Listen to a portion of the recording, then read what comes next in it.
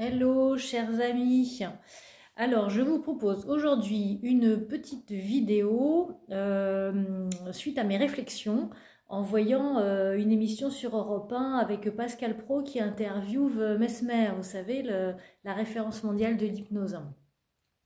Donc, je voulais revenir sur certaines choses.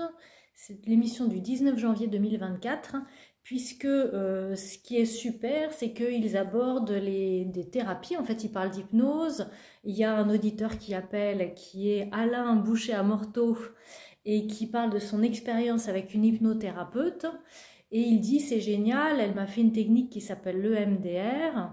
Et ça m'a fait un reset, en fait, ça m'a enlevé une image pour la remplacer par une autre. Et ça m'a permis de couper virtuellement les chakras, de couper les liens qui unissent mes chakras avec un de mes parents qui est toxique.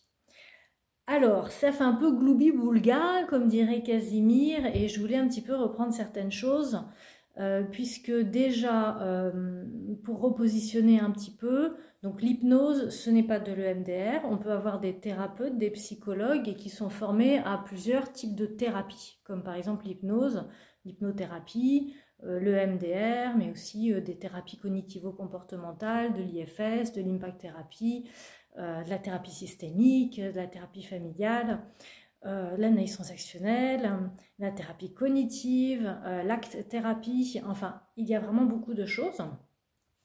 Si on repositionne ensuite au niveau des thérapies qui ont été validées scientifiquement, c'est-à-dire qui ont été étudiées par rapport à leur efficacité thérapeutique, aujourd'hui on a les TCC qui ont été validés dans les années 60 et le MDR qui veut dire Eye Movement Desensitization Reprocessing, thérapie de reprogrammation par les mouvements oculaires, qui est validée depuis les années 80. Donc ces deux thérapies-là sont validées et ne sont ouvertes aux formations de TCC EMDR que des gens qui sont psychologues, donc Bac+5 à la fac de psychologie, ou médecins, au moins Bac+7 à la fac de médecine. Les personnes qui se forment à l'hypnose n'ont pas obligation d'avoir déjà un cursus universitaire validé par un décret d'État. Donc vous pouvez avoir des hypnothérapeutes qui ne sont pas psychologues ou qui ne sont pas médecins. Donc voilà, déjà pour repositionner. Donc normalement, quand vous avez une personne qui apparaît dans l'annuaire de MDR France, c'est une personne qui a déjà ce bagage en psychologie ou en médecine. Alors, ensuite, il dit que l'EMDR, c'est une technique. Déjà, ce n'est pas une technique, c'est une thérapie globale avec un modèle théorique qui s'appelle le TAI, qui veut dire traitement adaptatif de l'information. Donc c'est vraiment une thérapie globale, c'est pas juste une technique comme peuvent être par exemple certaines techniques de relaxation ou techniques de cohérence cardiaque. Voilà, c'est vraiment une thérapie à part entière. Et dans cette thérapie, vous n'allez pas enlever une image pour la remplacer par une autre image, hein. Ça n'est pas aussi simpliste. En fait, ça permet au cerveau d'aller retravailler des souvenirs traumatiques, c'est-à-dire des souvenirs qui ne sont pas stockés dans des zones adaptées du cerveau, c'est-à-dire qui sont restés encapsulés dans l'amygdale, dans le cerveau limbique, dans le cerveau archaïque, et qui n'ont pas été retraités de façon adaptée, et qui donc ne sont pas dans le cerveau cognitif, qui est le cerveau, on dit, de mémoire autobiographique. Donc ça va être des informations chaudes qui ont créé des schémas dysfonctionnels de traitement de l'information. Donc c'est comme si vous aviez un peu un filtre où vous allez percevoir la réalité sous un certain angle ou d'une certaine façon qui est un petit peu biaisée en fonction de votre histoire, de vos traumas et du coup de votre façon spontanée d'interpréter les situations.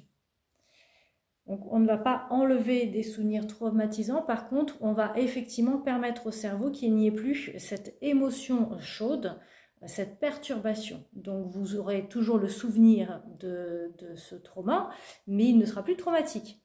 C'est-à-dire que par exemple si vous voyez papa qui vous roule dessus avec une grosse voix et qu'encore aujourd'hui quand vous y pensez vous avez le cœur qui s'accélère ou vous avez une oppression ou d'autres choses, c'est que l'information elle est encore chaude dans le corps. si après retraitement, vous en reparlez et vous dites, en fait, c'est vraiment un vieux truc, et puis oui, à l'époque, j'étais enfant, j'ai eu peur, mais franchement, mon père, finalement, il n'est pas impressionnant aujourd'hui, je trouve plutôt ridicule qu'autre chose, imaginons. Donc, on parle d'information autobiographique. Il n'y a plus la perturbation émotionnelle et sensorielle qui va avec. Donc, c'est pas qu'on fait un reset et qu'on efface ou qu'on remplace, c'est un changement d'angle de vue que fait le cerveau naturellement. D'ailleurs, le cerveau, il fait ça pour la plupart de nos expériences. Si je prends par exemple, je sais pas, on va prendre une émotion positive, une émotion d'amour, on va dire. Quand j'étais à l'école primaire, j'avais un petit amoureux et quand je le voyais, je me disais, oh, il est mignon. Voilà. Mais aujourd'hui, si je voyais ce même gamin, je ne sais pas, à 7 ans, il ne me mettrait pas dans les mêmes émois qu'à l'époque. Heureusement, mon cerveau a retraité les informations, a maturé et me fait aujourd'hui avoir on va dire, des élans vers des personnes de mon âge. Donc, je prends cet exemple, mais pour illustrer le fait que le cerveau, il passe son temps à retraiter, à réencoder, à changer d'angle de vue sur les situations, et heureusement. Donc, quand on a des traumas, le souci, c'est qu'en fait, cette information, elle est restée, on va dire, actuelle. Et c'est bien ça le problème.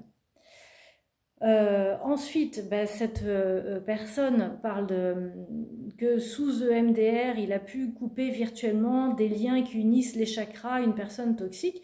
Bon, ça, c'est plutôt quelque chose peut-être de l'ordre du chamanisme.